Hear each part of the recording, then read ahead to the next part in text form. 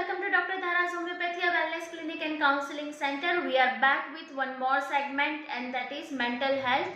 इस बार पूरा segment रहेगा different mental health situation के ऊपर and we will discuss different mental health situations. और हम आज शुरुआत करना चाहेंगे सबसे common जो situation है, it was common earlier also, लेकिन COVID के बाद we are coming across so many people और precisely पिछले कुछ महीनों में बहुत सारे बच्चे इस कंप्लेन के साथ हमारे साथ सामने आए हैं। तो ये लगा कि अब डिस्कस करना बहुत ज़रूरी है, पेरेंट्स को नोटिस करना बहुत ज़रूरी है कि क्या सही में बच्चे भी सफ़र कर रहे हैं इस चीज़ से। We are today talking about depression. तो डिप्रेशन सबसे पहले एक ऐसी कॉमन पब्लिक में एक ऐसी बिलीफ है कि डिप्रेशन मतलब एक मानसिक बीमारी। तो मैं ये बात बहुत पहले क्लियर करना चाहती हूँ कि ये मानसिक बीमारी नहीं है, एक अवस्था है।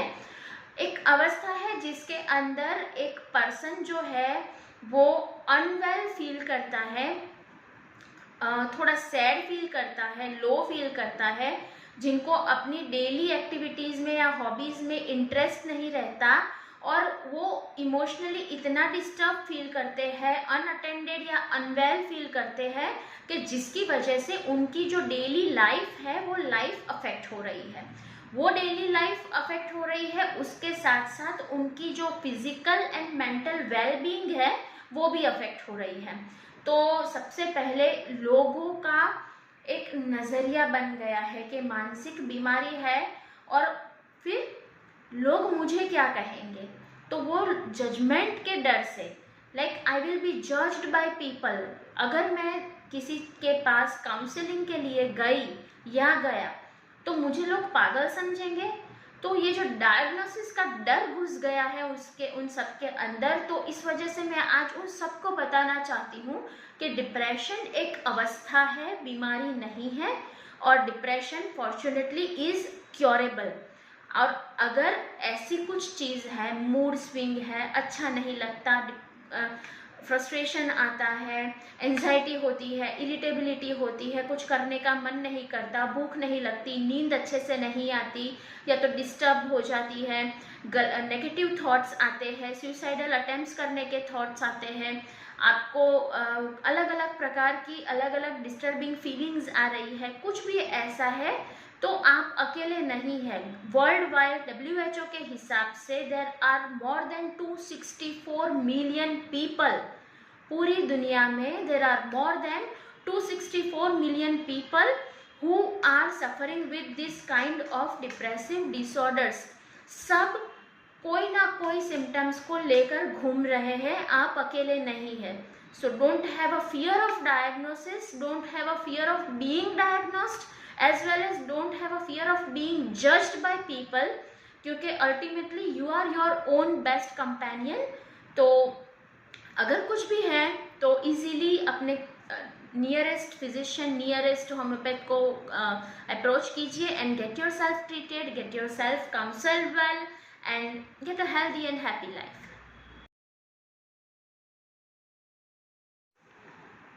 इस डे टू डे की जो लाइफ है, इस लाइफ के अंदर स्ट्रेस किसको नहीं है, सबको है।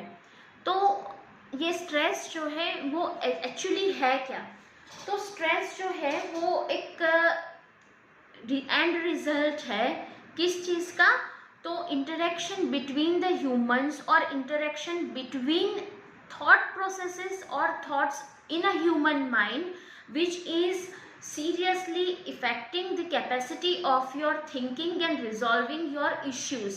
और क्या होता है कि आप जो है वो अपनी adaptive capacities के हिसाब से उसको डील नहीं कर पाते सिचुएशन को, और वो इतना बढ़ जाता है कि वो आपके mental and physical well being को अफेक्ट करता है।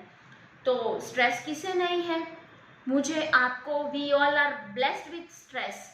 अब तो बच्चों को भी होने लगा दिस ऑनलाइन स्कूल्स और ट्यूशन्स और सब हॉबी क्लासेस के ज़माने में घर में है, सबसे ज़्यादा स्ट्रेस को उनको है। तो and yes that's why we have taken this depression वाला जो सेगमेंट, ये मेंटल हेल्थ वाला जो लिया है, उसका सबसे बड़ा रीज़न ही यही है कि पिछले 2 या 3 महीनों में बहुत सारे बच्चे आए हमारे पास किसी किसी ने बोला कि जब से घर पे है इरिटेट हो गए हैं, ये कर रहे हैं, बैठे बैठे बस खाना ही मांग रहे, मतलब टाइमिंग का कोई ठिकाना नहीं है, ये खाना है वो खाना है, नींद का ठिकाना नहीं, पूरा दिन मोबाइल गेम, ये स्कूल वो। तो ये सारी उनका भी एक स्ट्रेस का एक अलग एनवायरमेंट है। So as us everyone has gone through high times during covid, testing times during covid। तो सबसे बड़ा जो कंट्रीब्यूटिंग फैक्टर है डिप्रेशन का वो है स्ट्रेस। तो क्या होता है, कैसे अराइज होता है, तो बहुत सारी ऐसी चीज़ें हैं जैसे कि आप कन्फ्लिक्ट है, ईगो है, कॉन्ट्रोडिक्शन है, प्रेशर है, एक्सपेक्टेशंस है, inability to cope up with the expectation, cope up with the work, cope up with the job है, एंड उसके अलावा प्रेशर है, डिमांड है। तो ये जो सारा एनवायरनमेंट है हमारे आसपास जिसके अंदर हम घिरे हुए हैं, एंड ये जो है कि inability to cope up with environment, demands, stress, ego, conflict, contradiction, that is not only in the workplace, that might be family में, आपके relationships में, हर जगह पे होता है।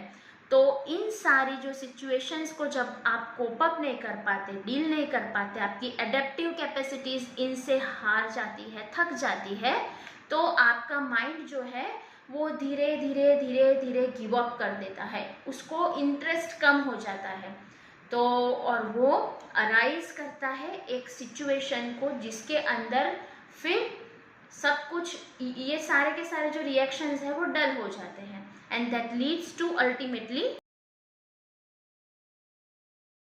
तो बेसिक साइन एंड सिम्टम्स उसके क्या होते हैं, मतलब फीलिंग लो, मतलब सैड फील करना, एंजाइटी फील करना, खालीपन लगना, मूड चेंज होना, आपके साथ अभी बातें कर रहे हैं, बातें करने के बाद तुरंत ही एकदम से गुस्सा हो जाना, या तो रोना आ जाना, या तो उठ के चले जाना, रूम में अपने आप को बंद कर लेना, या तो कोई ऐसी चीज़, कोई ऐसी हॉबी जिनको वो बहुत इंटरेस्ट से कर रहे थे, देख रहे थे, जैसे कि सिंगिंग है, डांसिंग है, प्लेइंग पियानो है, या तो पेंटिंग है, वो सारी चीज़ों में उनका इंटरेस्ट कम हो जाना, भूख कम हो जाना, या तो बहुत ज़्यादा बढ़ जाना, बुलिमिया, वो भी एक सिम्टम है। नींद डिसऑर्डर हो जाना, मतलब नींद आती नहीं है और जिस टाइम पे जागना है उस टाइम पे सोया करते हैं, रात को पूरे घर में उल्लू की तरह घूमा करते हैं, ड्रीम्स वियर्ड आते हैं, रात को नींद में से जाग जाना, या तो स्कैरी ड्रीम्स आना, चिल्लाना, फिर ऐसा लगना कि जैसे कि हमारे अंदर एनर्जी ही नहीं है, लॉस ऑफ इंटरेस्ट है, प्लेजर है, हेल्पलेसनेस फील करना, फ्रस्ट्रेशन फील करना, वर्थलेस फील करना, गिल्ट फील करना। फिर ऐसा होता है कि मतलब आप नियर वंस और डियर वंस हैं उनसे आप किनारा कर लो कि यार तुमसे इंटरेक्शन नहीं करना है, तुम छोड़ दो, तुम बात मत करो। तो ये सारा कुल मिला के ऐसे there are almost more than 50 symptoms के जो आपको एक वार्निंग साइन दे रहे हैं कि there is something going on in your mind which will be effecting your body if you are not awaken on a time. तो राइट टाइम पे identify कीजिए कि आपके दिमाग को कब सही रास्ते पे लाने की, राइट ट्रीटमेंट की ज़रूरत है, और कब उसे काउंसलिंग की, कब उसे ट्रीटमेंट की आवश्यकता है। तो एज़ यूजुअल जब हम डिप्रेशन की बात करते हैं तो the most trusted, the most effective and most faithful way, जिसे हम हार्मलेस कह सकते हैं या तो हम लविंग कह सकते हैं, कैरिंग कह सकते हैं, एंड दैट इज होम्योपैथी। अब कॉमनली जब मेरे पास काउंसलिंग के लिए, डिप्रेशन के लिए पेशेंट्स आते हैं तो जो साथ में फैमिली मेम्बर आते हैं, मतलब अगर वाइफ है तो हस्बैंड आते हैं, या तो हस्बैंड है तो वाइफ साथ में आती है, या तो कोई भी फैमिली मेम्बर जो क्लोज कांटेक्ट में है, साथ में रहते हैं, रिलेटिव है, वो आते हैं, तो उनका एक कॉमन जजमेंटल परसेप्शन होता है। स्ट्रेस किसको नहीं होता मैम, फिर इतना दिल पे ले लेने की क्या ज़रूरत है। तो that's what I always tell in all videos, and that's what homeopathy is based on, कि हर व्यक्ति अलग अलग है। लोग ये सोचते हैं कि स्ट्रेस जो है वो आउटसाइड वर्ल्ड से आता है और इसीलिए आके दिमाग को हिला के चला जाता है। नहीं, मेरी स्ट्रेस को हैंडल करने की कैपेसिटी कितनी है मैं उसको रिएक्ट करने की कितनी कैपेसिटी रखती हूँ। अगर मैंने रिएक्ट नहीं किया और मैंने अंदर दबा दिया तो वो दबाने की मेरी कैपेसिटी कितनी है। उसके बाद उसको भूल जाने की मेरी कैपेसिटी कितनी है। उसके बाद भूलना नहीं है तो मैं बार बार उसको दोहरा के दिलो दिमाग में याद करके उसके ऊपर आंसू बहाने की कैपेसिटी कितनी है। तो ये जो चीज़ें हैं ये हर व्यक्ति की अलग है। स्ट्रेस बाहर की दुनिया में, अंदर की दुनिया में, लाइफ में सबको है, लेकिन उस स्ट्रेस को डील करने की जो हमारी इनर कैपेसिटी है ये हमें दूसरे व्यक्ति से अलग बनाती है और यहाँ होम्योपैथी आती है। तो what homeopathy does, homeopathy will treat the cause. Cause is कि आपकी थिंकिंग, आपकी थॉट प्रोसेस, किसी चीज़ को अगर 10 बार, 11 बार, 12 बार आपको किसी ने अप्रोच किया, आपने किसी को अप्रोच किया, अगर आपको वहाँ से रिस्पॉन्स नहीं मिल रहा है तो 11वीं बार में you just have to stop yourself. अगर आप ओवर इमोशनल या ओवर अटैच्ड हैं तो आप you will keep on trying. So the problem lies with your emotions, the problem lies with you and you have to deal it. तो that's what homeopathy does कि हर व्यक्ति को stress को रिस्पॉन्ड करने का जो उनका फंडा है, उनकी कैपेसिटी है, वो अलग अलग है।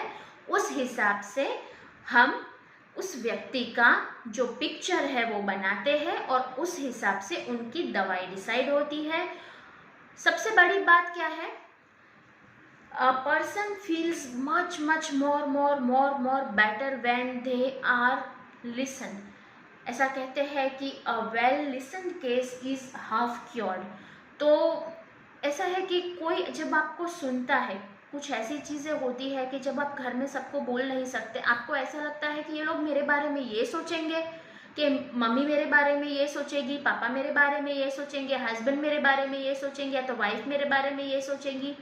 तो जब वो आके अपने अंदर दबी हुई चीज़ें निकालते हैं, दैट इज़ केस टेकिंग। हम सामने बिठा के आपको जो पूछा करते हैं, क्या फील होता है, कैसा फील होता है, क्या अच्छा लगता है, नींद आती है, कैसे आती है, आप नींद में उल्टा सोते हैं, सपने कैसे आते हैं, सपनों में कोई पैटर्न है, कोई पिक्युलरिटी है, कोई एक ही सपना बार बार आता है, ऐसा कब से हुआ? जब से कोई फ्रेंड छूट गई बचपन में तब से हुआ, या तो जब से कोई गांव छूटा आपसे तब से हुआ, या तो जब से कोई ऐसा इंसिडेंस हुआ, किसी की डेथ देखी तब से हुआ।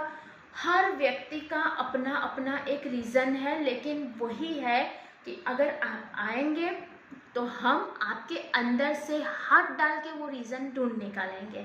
And that's all what you have to do is कि अपना दिल खोल के अगर आपने रख दिया तो शायद दवाई की भी ज़रूरत नहीं पड़ेगी। Counselling itself is enough to cure your depression.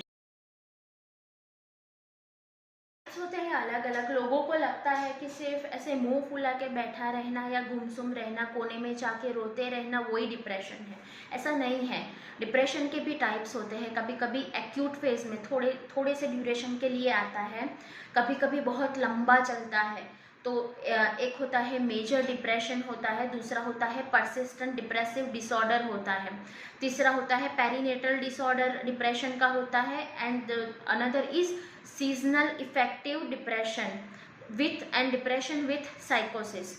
तो इन सब में छोटे फेजेस आते हैं। किसी में बहुत लंबा चलता है, इतना लंबा चलता है कि पैरेलल उनको जो बीमारी होती है वो बीमारी के सिम्टम्स भी बढ़ते हैं, इस तरफ डिप्रेशन भी बढ़ता है। तो सबसे बड़ी बात ये है कि अगर कोई थोड़े से सिम्टम्स से सफ़र कर रहा है तो उसको हमें टैग नहीं दे देना कि भाई तुम पगला गए हो, पागल हो गए हो। नहीं, डिप्रेशन एक फीलिंग है, डिप्रेशन एक डेविएशन है आपकी नॉर्मल मानसिक अवस्था से। आपकी पटरी थोड़ी उतर गई है, तो अगर वो खुद असमर्थ है खुद को उठाकर, खुद को संजोकर वापस अपनी गाड़ी को पटरी पे लाने के लिए, तो परिवार, दोस्त, सहकर्मी, या तो आप के आसपास के जो भी व्यक्ति हैं उनकी ये जिम्मेदारी है कि जो चीज़ें संजोकर वो अपनी पटरी पर नहीं ले आ सकते तो आप उनकी मदद करें कि वो चीज़ें संजोकर वो खुद पटरी पर ले आए। ज़रूरत है काउंसलिंग के लिए जाए, होम्योपैथिक ट्रीटमेंट के लिए आप जा सकते हैं, लेकिन उसको वैसे का वैसा रहने ना दें। और जो सफ़र कर रहे हैं उनके लिए तो दुनिया में कोई भी चीज़, कोई भी डायग्नोसिस, कोई भी लेबल आपकी लाइफ और आपकी खुशियों से बड़ा नहीं है। तो ये मत सोचिए कि कोई आपको पागल कहेगा, कोई आपको कैसा सोचेगा कि अगर आप बताएंगे किसी को कि डिप्रेशन से मैंने सफ़र किया। एंड सी, ऐसा नहीं है कि सब किसी को नहीं होता। बड़े बड़े फिल्म स्टार्स हैं, वो आके on screen on the camera confess करते हैं कि यस हमें भी डिप्रेशन हुआ था, हमें भी सफ़र, हमने भी काउंसलिंग लिया था, हमने भी ट्रीटमेंट लिया था, हमने भी सेशंस लिए थे। We have witnessed whole movies on depression, love you Zindagi से लेके बहुत सारी। तो बस यही है कि जहाँ पर कुछ खटकता है तो वो खटकती चीज़ को अंदर दबाइए नहीं, दिल में रखिए नहीं, बाहर निकाल दीजिए, क्योंकि वो आज छोटी सी चीज़ कल बहुत बड़ी बन जाती है। जैसे कि हम बात करते हैं कि होम्योपैथी क्यों डिप्रेशन के अंदर, तो यही एक चीज़ है कि हम सबका डिप्रेशन के प्रति रिएक्शन अलग अलग होता है। देखिए, स्ट्रेस तो सबको होता है, वो एक्साइटिंग फैक्टर्स को सबको आते हैं, वो जो ब्यूगल है वो सबकी ज़िंदगी में बजता है, रिलेशनशिप्स में बजता है, नौकरी में बजता है, बिजनेस में बजता है, आपके सोशल वर्ल्ड में बजता है। तो मतलब हर जगह पे ऐसा है कि बहुत सारी जगह पे दुनिया तो वो स्ट्रेस का झंडा लेके खड़ी है, लेकिन it is your behavioural response. तो अब क्यों होता है, तो बेसिक क्या होता है कि एवरी पर्सन मतलब they have a certain set of pattern, एक परफेक्ट पैटर्न है उनका रिएक्शन का। कैसे, तो अगर एक प्रोवोकेटिंग फैक्टर मेरे पे आया है या तो किसी और पे आया है, तो सेम प्रोवोकेटिंग फैक्टर है, सेम चीज़ है कि किसी एक सिचुएशन, डिस्टर्बिंग सिचुएशन को चार बंदे फेस कर रहे हैं। एक का रिएक्शन होगा एंगर, गुस्सा, दूसरे का रिएक्शन होगा ग्रीफ, दर्द, दुख, तीसरे का रिएक्शन होगा anxiety, anxiousness, and the fourth one, चौथे का रिएक्शन होगा सैडनेस। सिचुएशन एक ही है, लेकिन चारों का जो रिएक्शन है वो अलग है। और यहाँ पर एक दवाई काम नहीं करती, हर चीज़ के लिए नींद की गोली काम नहीं करती। जब आपका उस चीज सिचुएशन के प्रति आपका जो अंदर से रिएक्शन है, भाव है, वो अलग है, तो फिर आप चारों की दवाई एक कैसे हुई। और उस दवाइयों में क्या है, तो एक होगी एंजियोलाइटिक, एक होगी आपकी स्लीपिंग पिल्स। तो हर चीज़ की एक दवाई संभव नहीं है। आपका रिएक्शन, आपका एटीट्यूड, आपका नेचर, वो आपकी एक अलग पर्सनालिटी बनाता है जो अन्यों से भिन्न है, और उस हिसाब से आपकी दवाई जो है वो औरों से अलग है। हर व्यक्ति डिप्रेशन की, हर व्यक्ति 100 व्यक्ति अगर मेरे पास आज डिप्रेशन के आते हैं, इंक्लूडिंग बच्चे भी, 8 साल के बच्चे, 9 साल के बच्चे, 10 साल के बच्चे आते हैं, तो उनकी भी, तो वो सारे के सारे, सबकी दवाई अलग है, 100 की अलग है। तो वो कैसे डिसाइड होता है, वो डिसाइड होता है आपके नेचर, आपके उस सिचुएशन के प्रति आपके जो रिएक्शंस है, उसकी टेंडेंसीज, उसकी पैटर्न, उसकी इमोशनल पैटर्न, उन सब से डिसाइड होता है आपका व्यक्तित्व। उससे हम करते हैं केस टेकिंग, उसके बाद बनाते हैं आपका ड्रग पिक्चर पूरा, एंड उसके बाद जो पोर्ट्रेट के बाद जो टोटालिटी निकलती है, वहाँ से हम आपकी similimum perfect match remedy select करते हैं।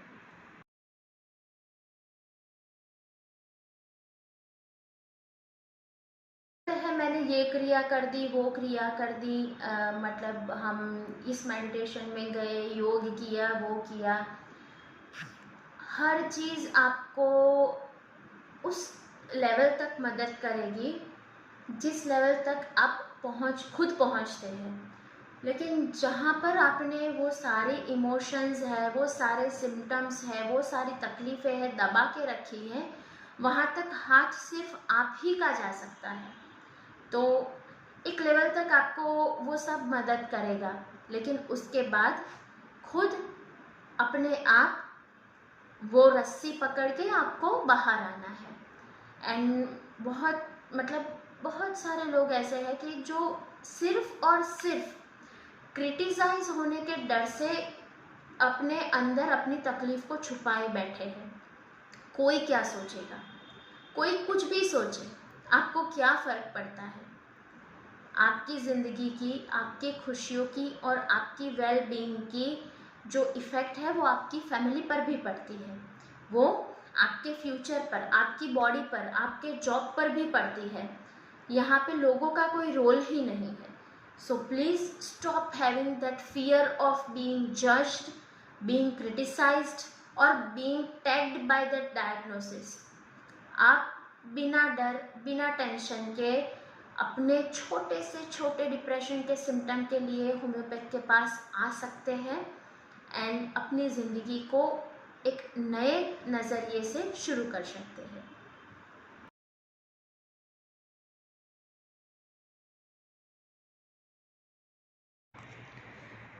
So towards the end of the session, let's finish over here depression. As always, मैं यही कहना चाहूँगी कि homeopathy serves you the best in depression. 1 साल, 2 साल, 5 साल, 10 साल, कोई भी रीज़न से क्यों ना है, किसी फ्रेंड के छूट जाने से की वजह से, डेथ की वजह से, मतलब बहुत सारी ऐसी चीज़ें हैं। तो just go for homeopathy once. एक बार केस टेकिंग में 1-1.5 घंटा, 2 घंटा बैठिए। जो भी दबा के रखा है अपने अंदर, वो सारी की सारी जो चीज़ें हैं, वो सारी की सारी चीज़ें एक बार दिल से निकाल के डॉक्टर के सामने खोल के रख दीजिए केस टेकिंग में। और आपको ऐसा लगेगा कि जैसे दिल पे से कोई बड़ा सा पत्थर हट गया है। मेडिसिन से पहले ही 50% रिलीफ, जो केस टेकिंग जो process, homeopathy is so divine कि the case taking itself gives so much relief to the patient. मतलब ऐसा लगता है कि किसी ने मुझे सुना, मैं बहुत अच्छा फील कर रहा, बहुत एम्पटी फील कर रहा हूँ। तो that is what the beauty of homeopathy is. So that's all. हम अगली बार एक नए topic, we will keep posting the various mental health issues this month. So stay tuned and have a nice week.